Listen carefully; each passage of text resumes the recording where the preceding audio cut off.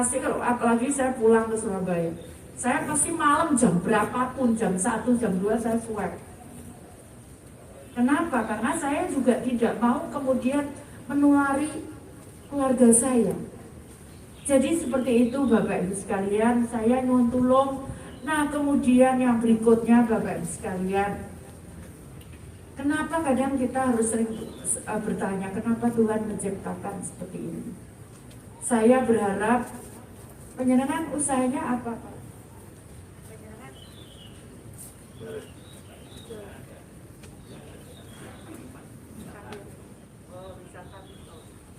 Jadi Bapak Ibu sekalian, seringkali kemudian kita pasrah. Saya juga nggak tahu saat saya jadi wali kota. Saya saat jadi wali kota 2010 saya membuat program namanya Pahlawan Ekonomi. Itu adalah saya mendidik para warga. Dulu ibu-ibu rumah tangga begitu biasa nggak punya usaha. Saya ajari bagaimana membuat usaha. Tapi dari awal yang ingin saya sampaikan bahwa semua berjualnya harus dengan online. Apa yang terjadi Bapak Ibu sekalian, kemarin saya mendengar, saya kebetulan sudah menteri, mereka cerita, Bu, saya pendapatan saya justru 2 kali lipat pada masa pandemi. Kenapa? Karena dia tidak ada halangan lagi, karena sudah biasa berjualan dengan online. Jadi kalau kita pegang HP Bapak Ibu sekalian, kalau kita gunakan yang bermanfaat, bukan ngomongkan orang, maka itu yang saya lakukan. Para ibu-ibu tidak masuk di e-commerce, tapi mereka buat pertemanan itu, Facebook itu digunakan untuk berjualan, bertransaksi. Dan alhamdulillah itu tadi saya dapat berita, Bu, Kak, saya naik 200% loh, Bu. Oh iya kan, saya bilang gitu. Iya Bu. Wah kan dia pengen ngomong terus, Bu, saya naik 200%. Jadi Bapak Ibu sekalian, sebetulnya kalau Tuhan menutup pintu ini, sebetulnya Tuhan itu membuka jalan yang lain. Nah kita harus bisa mencari jalan yang lain itu, supaya kita tidak berhenti. Ya Pak ya. Jadi mungkin, oh ya jualan es nggak laku, apa yang bisa dijual? Bagaimana cara berjualannya? Seringkali tuh HP kita gunakan untuk macam-macam, tapi sebetulnya kalau kita gunakan dengan baik, itu akan bisa bermanfaat untuk kita, untuk kehidupan kita. Saya tidak punya medsos, tapi saya kalau bekerja, saya pakai media sosial. Saya tidak punya medsos, jadi kalau ada medsos nama saya itu bukan saya. Sudah saya tutup, ya keluar lagi, ditutup keluar lagi, saya akhirnya udah saya biarin. Ya, jadi Bapak Ibu sekalian, saya berharap penyenangan kita harus kuat.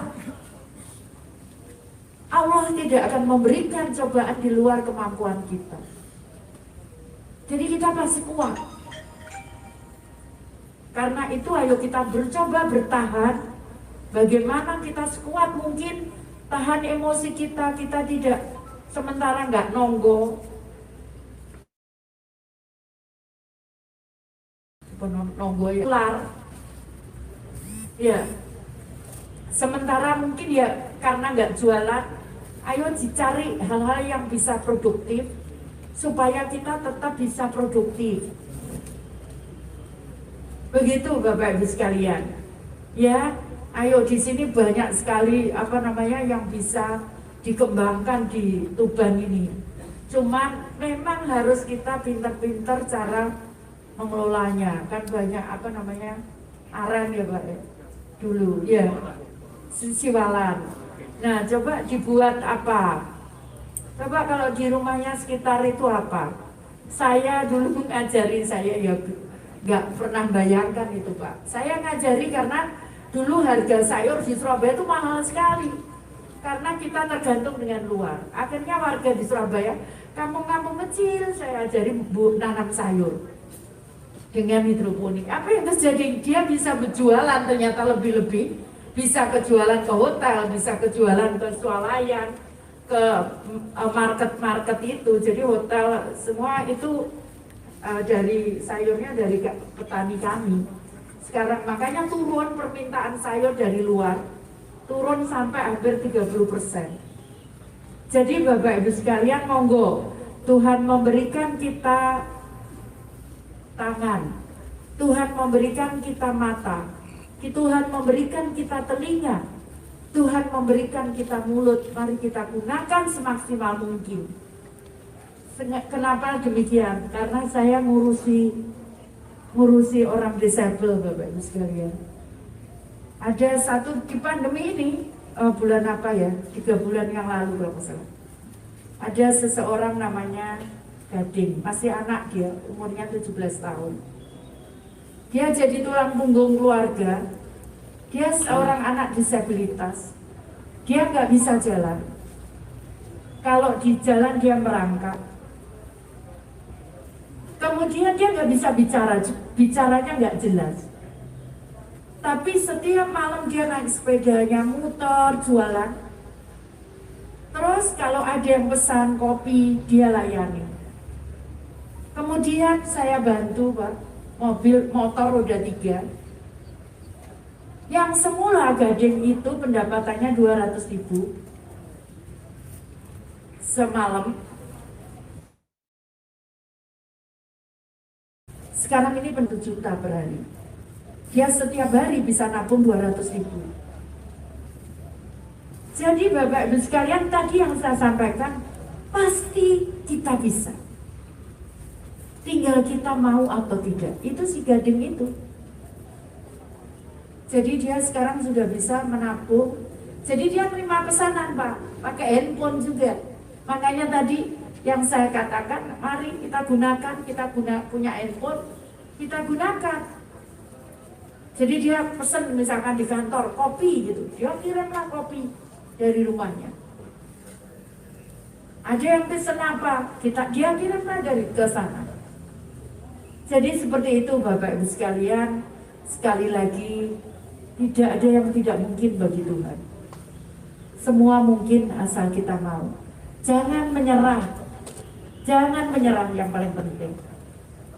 Meskipun itu berat. Pak Bupati kan tidak tahu, tangan saya ini patah loh. Saya jadi wali kota, saya pendaki gunung. Saya nggak pernah jatuh. Dulu tiap minggu saya naik Gunung Semeru itu 4 kali sudah. Saya nggak pernah jatuh. Jadi wali kota, saya jatuh, tangan saya masuk got saya. Hanya karena saya ingin tidak banjir Surabaya.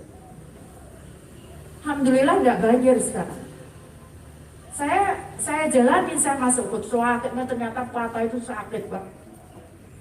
Sampai ya saya berangkat ke rumah sakit itu lumpur semua karena kecemplung got, beneran saya. Akhirnya saya gunting baju saya, Pak, malu saya. Saya gunting karena sakit, saya udah sakit, saya gunting, saya ganti baju di mobil, tapi celana saya masih kotor. Jadi Bapak Ibu sekalian, mari. Insya Allah, Allah tidak akan sari. Insya Allah. Ayo, kalau kita berusaha, maka Allah pasti akan memberikan jalan kepada kita. Saya kira demikian Bapak Ibu sekalian. Saya mohon maaf agak panjang supaya ya mana nggak ada yang mau, saya pikir seluruh pemerintah siapapun nggak ada yang mau kondisi ini. Tapi bagaimana kalau memang kemudian diturunkan oleh Tuhan seperti ini kondisi? Karena itu mari kita lakukan. Kita tidak boleh menyerah, tetap tersenyum. Karena gembira itu salah satu imun kita juga, Bu. Kalau kita sedih, itu gampang penyakit. Coba Bapak Ibu lihat. Orangnya enggak, itu kok enggak kemana-mana. Saya ada satu staf saya, wah anak ini kemana-mana. Kok ya enggak apa-apa itu. Ya memang anaknya tuh antengan, tidak punya. Malah enggak apa-apa. Ayo kita tersenyum, gembira ya Bapak Ibu sekalian. Ya, karena kalau kita sedih, tambah gampang penyakitnya masuk. Karena daya imunitas kita akan turun. Ayo, Semua seluruh dunia mengalami ini, seluruh dunia, bukan hanya di Indonesia. Bahkan saya dengar Inggris juga mulai tambah lagi, besar lagi. Ayo Bapak Ibu sekalian, tapi tetap harus disiplin, gembira dan tetap harus disiplin. Itu ya Pak. Gak duwe-duwe, padha gak duwe-duwe kabeh, sak duwe-duwe sak donya ya banyak yang nggak punya uang. Sama. Saya kira demikian Bapak Ibu sekalian. Mohon maaf sekali kalau saya agak panjang, tapi saya berharap penyenangan semua gembira ya Pak. Gembira enggak? Gembira ya Pak. Nah, terima uang ya. Tapi jangan digunakan untuk beli rokok loh Pak, Ibu ya. Jangan, sayang Pak, kalau bisa ditabung ya. Kalau memang sisa bisa digunakan ditabung. Kalau kurang dipakai makanan untuk makanan yang sehat. Nanti kalau rokok sembuh dari COVID, kena penyakit yang lain. Saya kira demikian, terima kasih. Mohon maaf kalau ada yang kurang berkenan. Saya akhiri, wassalamualaikum warahmatullahi wabarakatuh.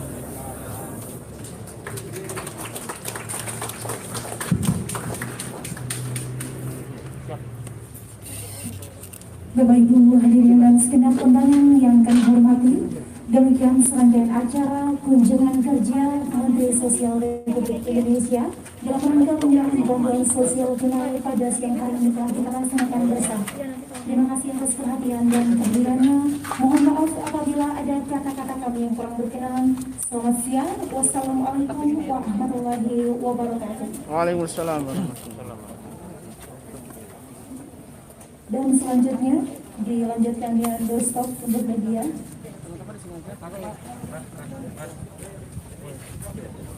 BSP loh.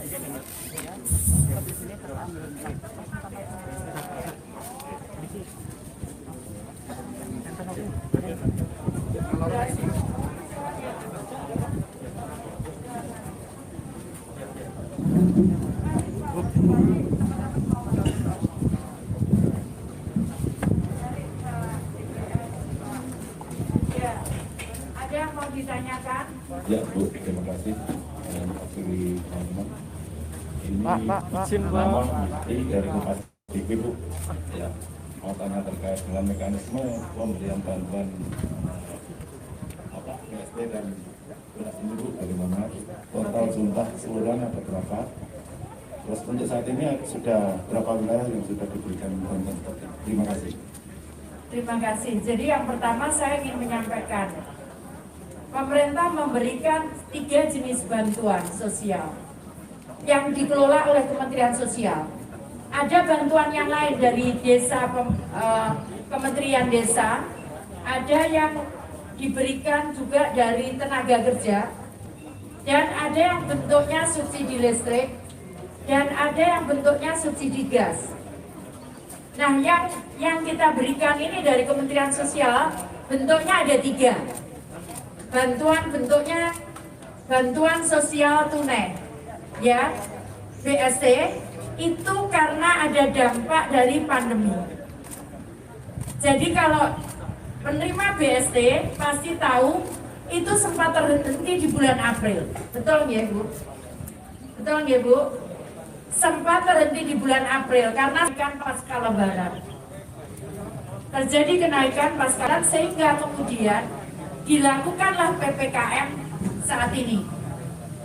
Dan kemudian diberikanlah, karena PPKM tadi, diberikanlah lanjutan selama 2 bulan. Beliaunya ini nerimanya 600.000. Karena 1 bulan itu terimanya 300.000 untuk bantuan sosial tunai. Kemudian ada jenis bantuan lagi yang kami kelola dari Kementerian Sosial, itu BPNT atau sembako yang dibeli di e-warung. Itu nilainya 200.000 per bulan. Oh iya, jumlahnya seluruh Indonesia, jadi 200.000 per bulan, seluruh Indonesia 18.800.000. Kalau yang BST itu 10 juta keluarga penerima.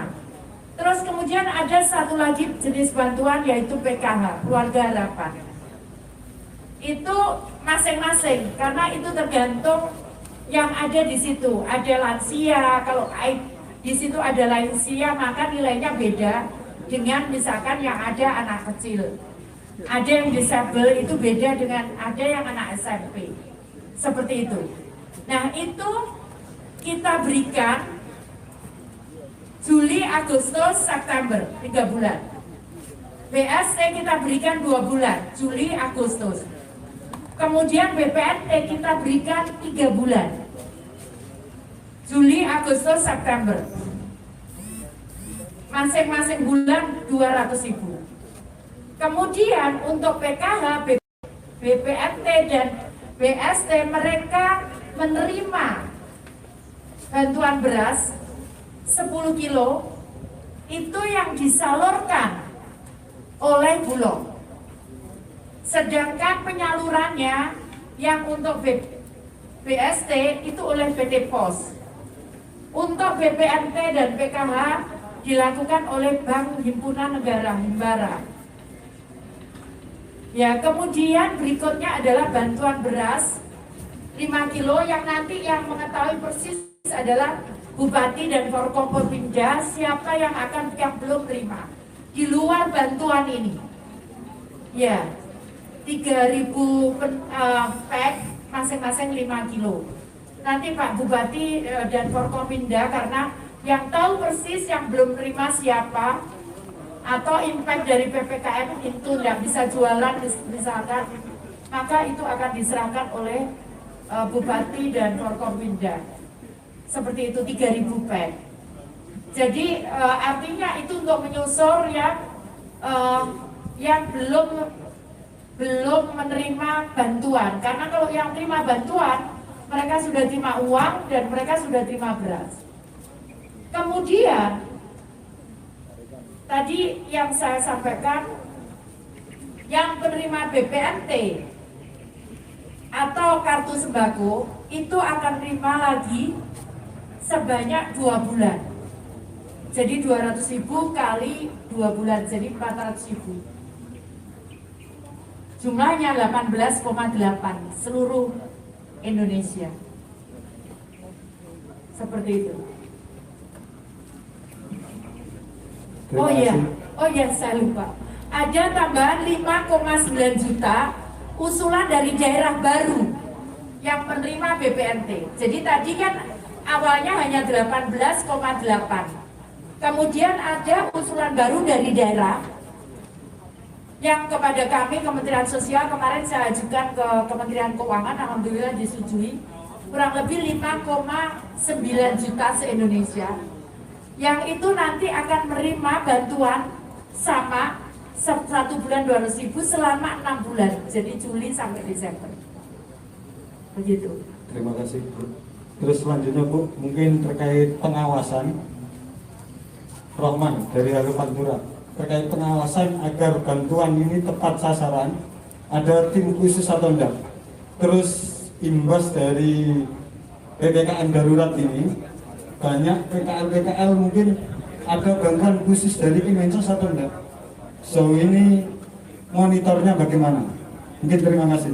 Jadi yang pertama yang UKM itu nanti akan disisir dengan Kementerian Koperasi di UMKM, jadi bukan Kementerian Sosial. Kalau Kementerian Sosial itu terkait orang yang miskin.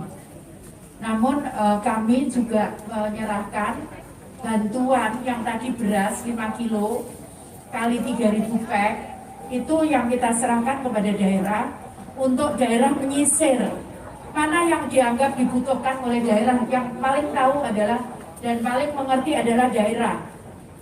Karena itu disisir untuk mengisi kekosongan tadi. Itu yang jawaban yang kedua. Jawaban yang pertama adalah kita lagi lakukan penertiban. Sebetulnya saya di sini itu juga salah satunya ngecek, tapi ini juga banyak staf saya yang saya turunkan untuk ngontrol tadi. Bagaimana quality control di lapangan itu keuangannya seperti apa. Kalau teman-teman tahu bahwa banyak sekali sekarang lagi kita proses hukum, kami dibantu oleh Kejaksaan dan Kepolisian, Mabes Polri, membantu kami untuk pengawasan itu, seperti itu, untuk yang bantuan. Terima kasih Bu. Selanjutnya, ini saya dari Radar Bojonegoro. Dari tadi kan jenengan menyampaikan bahwa bantuan 5 kilo beras itu yang tidak tercover oleh bantuan pemerintah yang resmi seperti PKH, BPNT dan lain sebagainya itu untuk 1 bulan 5 kilo itu apa enggak terlalu minim, itu yang pertama. Yang kedua, ada enggak semacam yang bisa memberikan kepastian hukum bahwa pemerintah daerah bisa menggelontorkan seperti yang disampaikan oleh Mendagri beberapa hari lalu, ada kepastian hukum bahwa pemerintah bisa menggelontorkan jaring pengaman sosial sesuai kebutuhan di lapangan. Ya, oke. Terima kasih. Jadi gini ya, saya mantan wali kota, jadi saya tahu persis bagaimana kondisi pandemi kemarin itu. Jadi daerah memang mengalokasikan, tapi mungkin duitnya nggak ada juga, nggak ada. Karena dia kondisi seperti ini juga sulit. Orang mau ditarik pajak juga nggak bisa, betul Pak Bupati? Jadi seperti itu. Kalau ada, memang akan pasti diturunkan. Saya kira tidak mungkin. Tidak ada satupun saya pikir pemerintah akan membiarkan rakyatnya menderita. Saya pikir tidak ada di level manapun. Ya, yang kedua, saya ingin menyampaikan tadi di awal sambutan saya ngomong memang tidak cukup. Siapa ngomong ibu? Ngomong, coba ibu ditanya. Bu, ibu 2 bulan kan 600.000 plus 10 kilogram. Cukup Bu 1 bulan? Padahal itu untuk 2 bulan loh. Cukup Bu? Enggak, dikira cukup. Enggak. Tapi bahwa ini terjadi di seluruh dunia. Untuk meringankan, loh ibu ya lebih pintar timbangannya aku. Meringankan. Ya kalau cukup pasti enggak cukup. Tapi ini untuk meringankan pengeluaran beban dari tadi. Karena semua terkena dampaknya. Penjenengan kan tidak tahu, juga anggaran kita ini, saya program kita ya dipotongi untuk dipindahkan ini karena memang semua itu memang kesulitan. Ini seluruh dunia, boleh dicek. Jadi tolong teman-teman media kami dibantu lah. Karena kalau teman-teman, kalau kemudian harus memenuhi ya enggak cukup, rakyatnya jumlahnya 270 juta. Seperti itu ya, begitu ya. Jadi ini tadi katanya ibu meringankan, begitu. Makanya tadi saya sampaikan, ya kalau tidak cukup, di awal saya ngomong ini tidak cukup, kita memberikan bantuan untuk bagaimana meringankan beban tadi. Di awal sudah saya sampaikan. Seperti itu ya. Ada yang lain? Silakan. Cukup. Saya kira begitu. Terima kasih teman-teman. Terima kasih ya Pak Bupati Forkom ini. Ya, itu ya Pak Dadi. Terima kasih Pak Agus.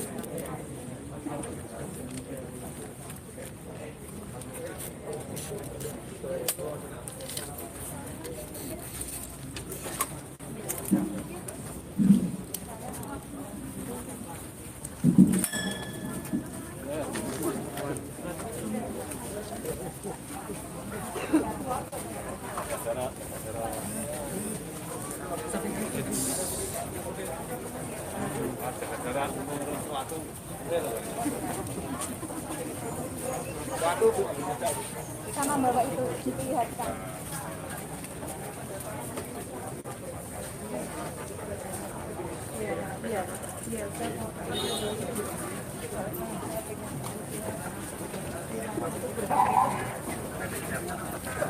mengalami kerepotan.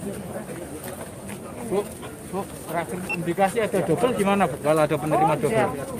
Ya, insya Allah kalau double misalkan ada bantuan dari pusat kemudian dari itu ya enggak apa-apa lah untuk meringankan. Oke, Mas. Tapi kalau di data kita udah insya Allah. Termasuk 3 bantuan tadi nggak ada yang double Bu ya? Siap. Insya Allah. Makasih Bu Risma.